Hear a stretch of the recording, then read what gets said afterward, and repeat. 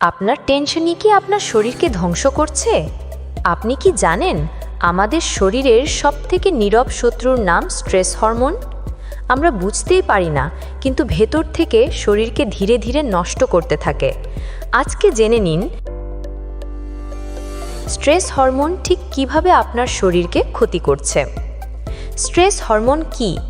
যখন আমরা দুশ্চিন্তা, ভয়, চাপ বা টেনশনে থাকি, তখন শরীর থেকে দুইটি হরমোন বেড়ে যায়, কর্টিসল, অ্যাড্রেনালিন।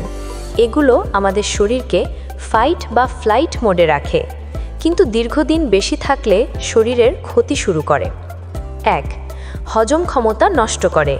স্ট্রেস হরমোন বাড়লে পাকস্থলীর অ্যাসিড বেড়ে যায়, হজম ধীর হয়ে যায়, গ্যাস, অ্যাসিডিটি, পেট ব্যথা শুরু হয়, দীর্ঘদিনে আলসার পর্যন্ত হতে পারে।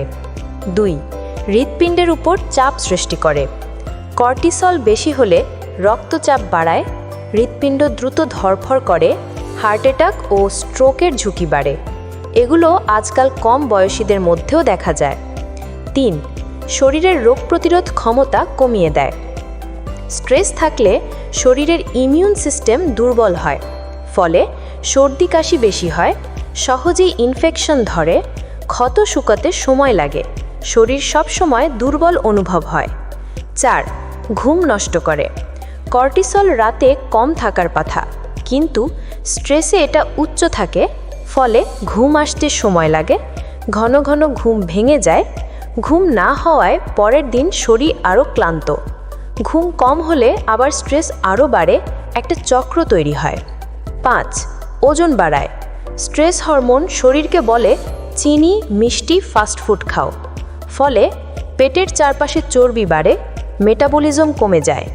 এই স্ট্রেস বেলি কমানো সবচেয়ে কঠিন। 6. মস্তিষ্কের স্মৃতিশক্তি কমিয়ে দেয়। দীর্ঘদিন স্ট্রেস থাকলে ভুলে যাওয়া, মনোযোগ কমে যাওয়া, সিদ্ধান্ত নিতে সমস্যা সব শুরু হয়।